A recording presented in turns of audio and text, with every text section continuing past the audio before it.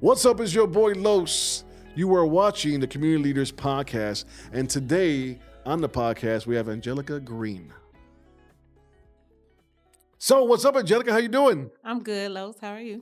I am great. So, did you get the limousine on the way here? Yeah, stretch. Okay, good. I that's what I sent. You I do sent that. it? I do the best. I do the best for the peoples.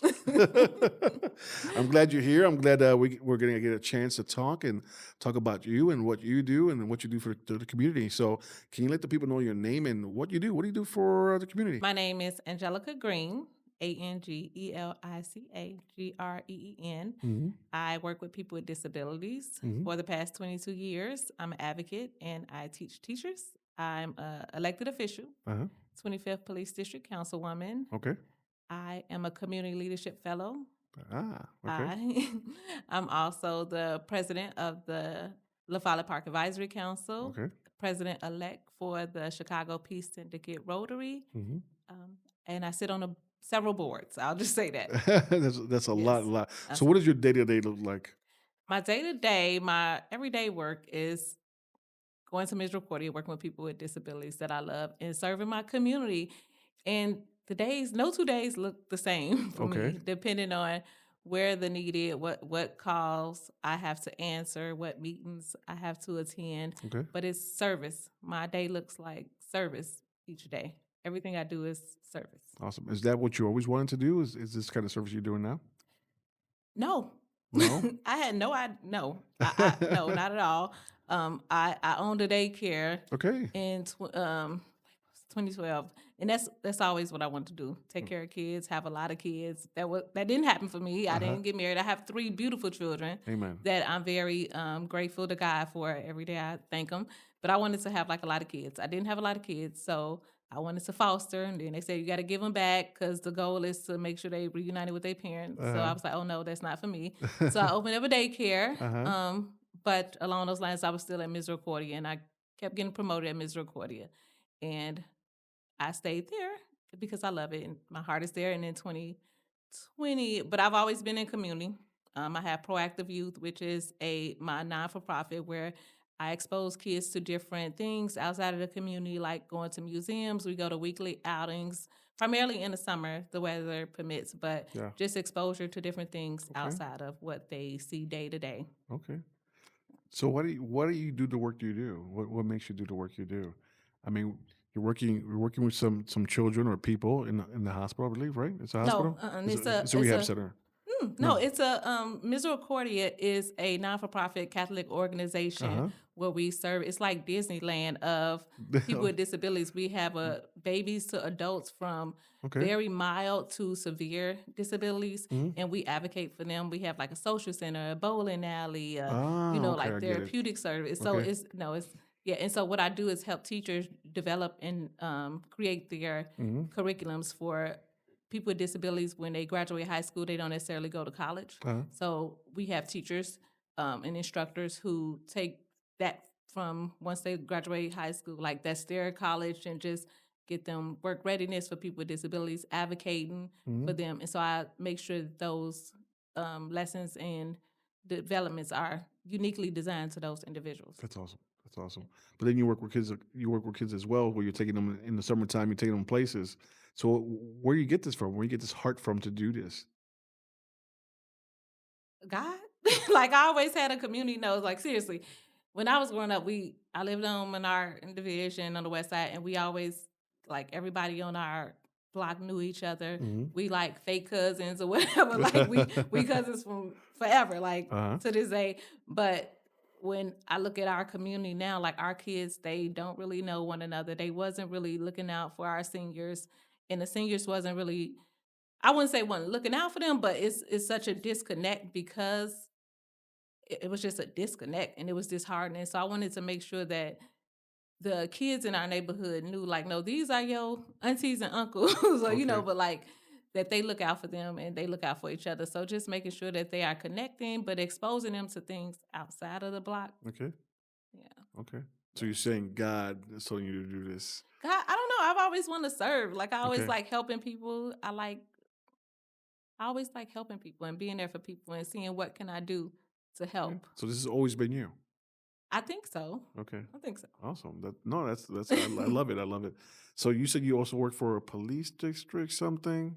What was Okay. it again? I'm an elected official for the 25th Police District Council. Well, my district is the 25th Police Okay. District, but each one of the 22 districts in the city of Chicago have 3 elected officials. Mhm. So in that role, you have a nominator, admin, and a community um, community outreach person. Mhm. So my role is the nominator Mhm. and the liaison, one of 4 liaisons for the city, and we nominate the 7 body that the city has. We nominate those names to the mayor, Mhm. and he then appoints them. Awesome. Awesome. How long you been doing that? Since we were elected, I was elected in 2023. Okay. So about 2 years, 3 years. 3 Yes. years. We're We have a 2026. 4-year term. Yes. Okay. Awesome. Awesome. So a little bit about yourself. So West Sider. West Side. West Side the best side? West Side, the best side. It's another side. Word. I like saying that because everybody from CLF. I didn't know it was another side but the West Side. Like, Awesome. So where'd you go to school?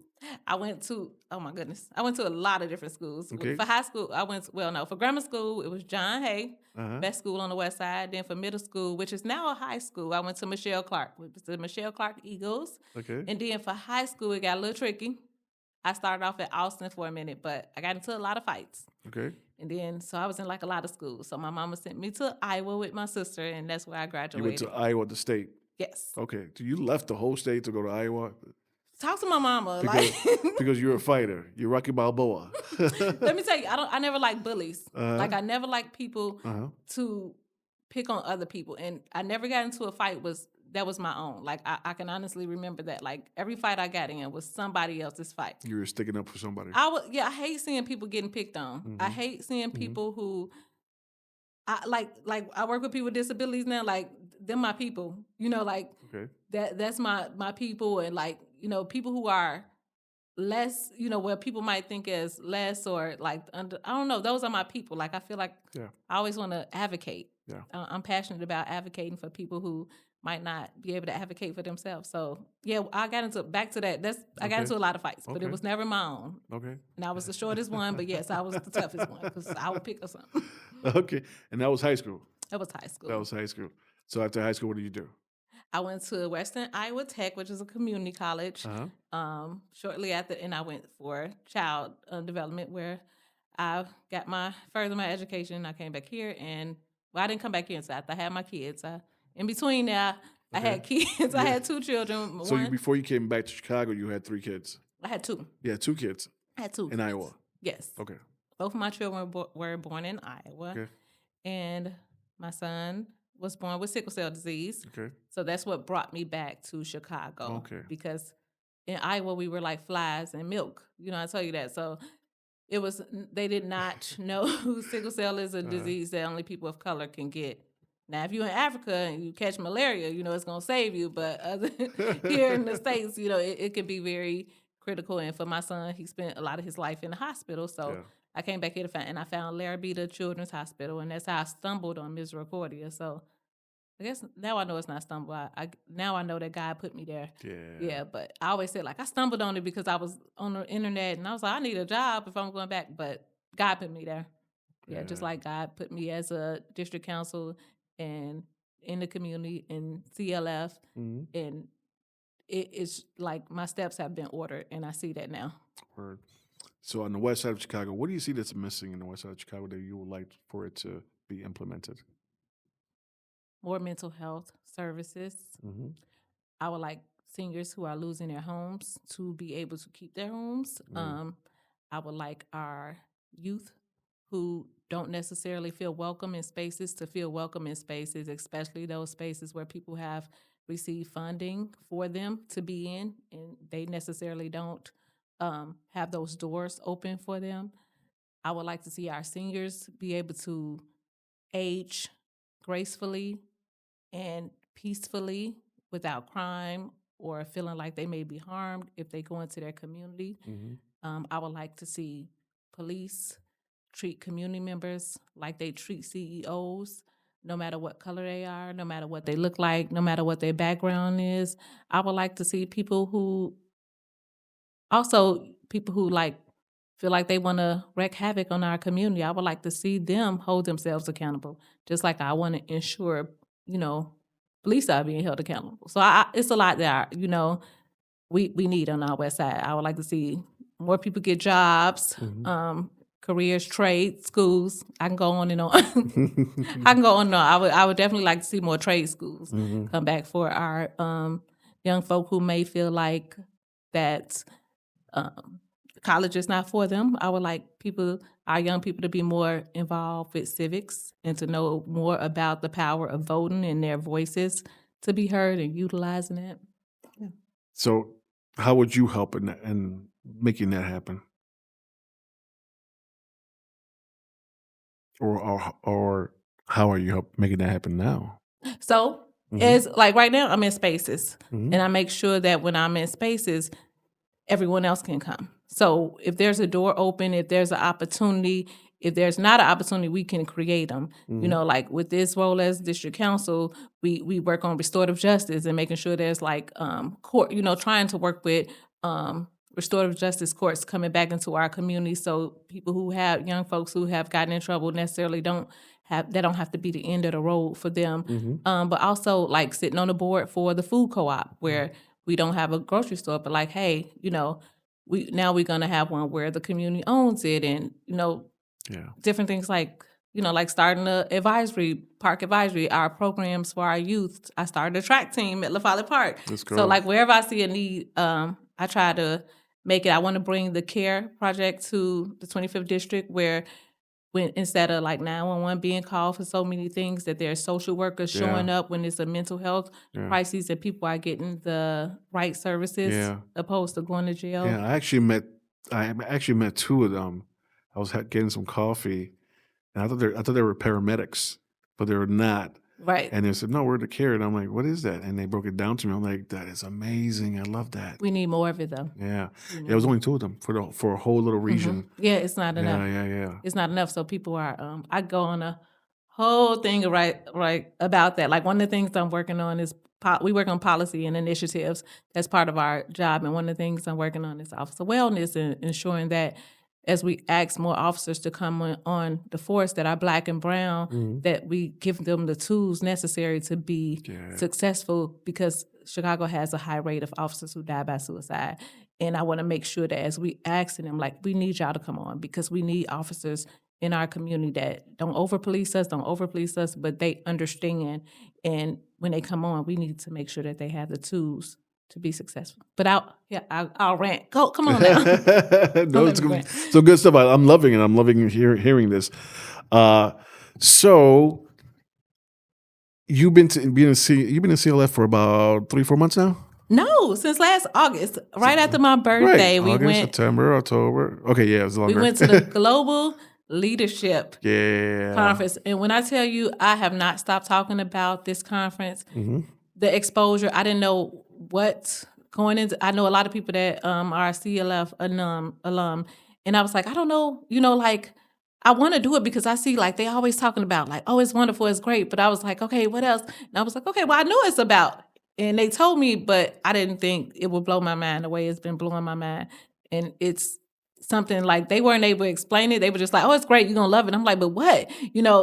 It's really a family where everything that I'm doing, and it's so much, and it's heavy. It's a heavy lift, and I feel already that it's lightening up. It's lightening up. So, yeah. But the Global Leadership Conference was amazing. And it's just been amazing, period. Yeah. It's good. It's a good time. Yeah. So what has CLF changed for you or done for you? Something you see differently now because you're going to these different classes, different sessions. You see how their family as well. This could become a big family as the other cohorts. I know the second cohort, and the second cohort and the third cohort, they're like family to me. What do you feel about it? This is already my family. Yeah. And it's because we show, not just we show up for one another, but we really genuinely already root for each other. And like Alex and Jermaine and Dr. O, they set that early on. Like they're like, what y'all need? We here for y'all. This is for y'all. You know, like, it's just for us. And it's like, y'all just want to help us grow. And like, you're not getting anything. You know, it's just, it just warmed your heart to see that, oh, they're going to expose me to this and they're going to show me this and this speaking, just introducing us to so many people who have had so many different walks of life and success and how they did it and how we can apply it to our life. So I don't know if I can put it in words, the gratitude, because it wasn't anything that I expected. I'm like, oh, I've been to so many places. I've been in so many rooms working at Misericordia. They expose us to so much. But so I was like, okay, this is going to be good, but it's different. It's totally different. And it's more than I could imagine. And I'm really grateful for the exposure, for the knowledge, for the tools, just things that I didn't know I needed. Yeah. It's pretty awesome. So I got a question for you. Last question here. All right. So if you had a superpower, what would it be? Everyone would know Jesus. Everyone would know Jesus. I really would. That would be my superpower, because I feel like once people know Jesus, their hearts shift. They have a servant's heart, and they'll be in places like CLF, because in CLF, that's what we do. Like we serve, you know, people, and you getting tools to do that on a broader level. So Jesus say, you know, like, go make disciples, you know, and I feel like that's what CLF does. They go and make disciples into the community. They say, what are you doing? Okay, you doing that? Well, we're going to make it bigger, where you can touch more people and you can reach more people. So that's why I would have my superpower be people know Jesus, and they'll be in places like CLF where my trail has led me unexpectedly, and they can go make disciples out of more people with the tools that I give. And I feel like God brought me here, and He's given me this extended family. I always feel like community is extended family, and CLF is like this extra extended family where you're like, oh, I found my people. That's awesome. So. Well, Angelica Green, I want to say thank you for coming down to the Community Leaders Podcast. It was a good time. Thank you for having me, Los. No problem.